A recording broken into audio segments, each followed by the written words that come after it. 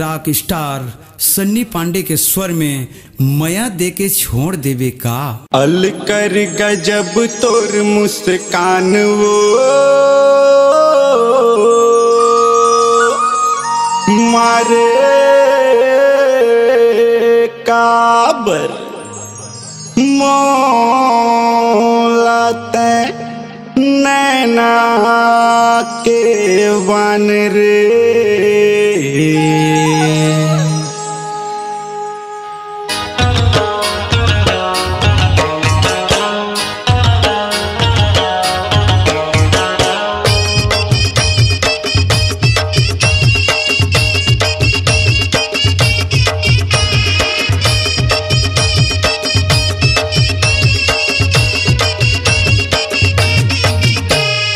अल कर गजब तोर मुस्कान वो मारे काबर मोला नैना के वान रे।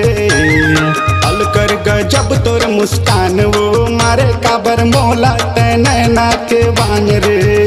हो गयो तोर माया माँ बैहा दीवाना रे गोरी मोला धरदारिस मुंडा मसान रे।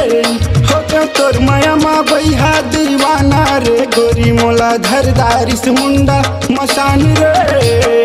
अल कर गजब तोर मुस्कान वो मारे काबर मोला नैना के मान रे।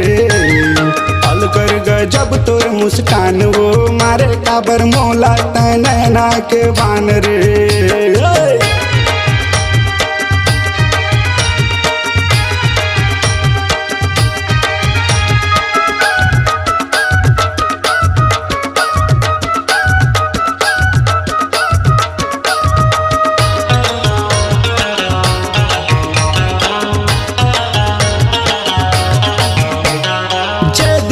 देख के मोला मुच मुच मुस्काए वो पहली नजर में मोरे दिल ला चुराए वो। पहली नजर में मोला आवारा बनाए वो। जे दिन तय देख के मोला मुच मुच मुस्काए वो पहली नजर में मोरे दिल ला चुराए वो। सन्नी पांडे के मन मंदिर में तय समाये रे। हो गया तोर माया माँ मजनू मस्ताना रे गोरी मोला धरदारिस झितरा शैतान रे। हो गया तोर माया माँ मजनू मस्ताना रे गोरी मोला धरदारिस झितरा शैतान रे। अल कर गजब तोर मुस्कान वो मारे काबर मोला नैना के वान रे। अल कर गजब तोर मुस्कान वो मारे काबर मोला नैना के वान रे।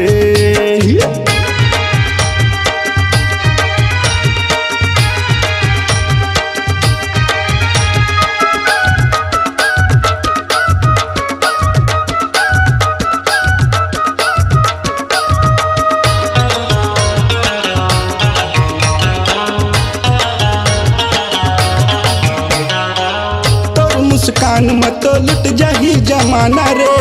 ऐसे का जादू डारे दिल हो गए दीवाना रे। ऐसे का मोहनी डारे दिल हो गए दीवाना रे। तोर मुस्कान मत लुट जाही जमाना रे। ऐसे का जादू डारे दिल हो गए दीवाना रे।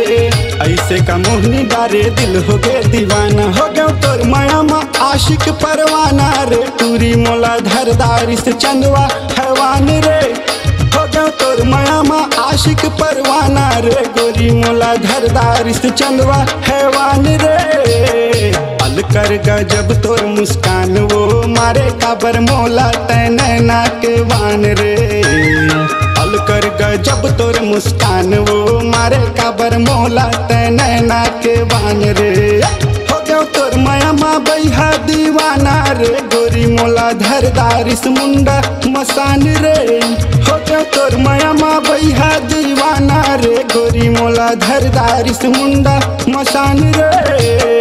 अल कर गजब तोर मुस्कान वो मारे काबर मोला नैना के वान रे। अल कर गजब तोर मुस्कान वो मारे काबर मोला नैना के वान रे। अल कर गजब तोर मुस्कान वो मारे काबर मोला नैना के वान रे। ये चमिया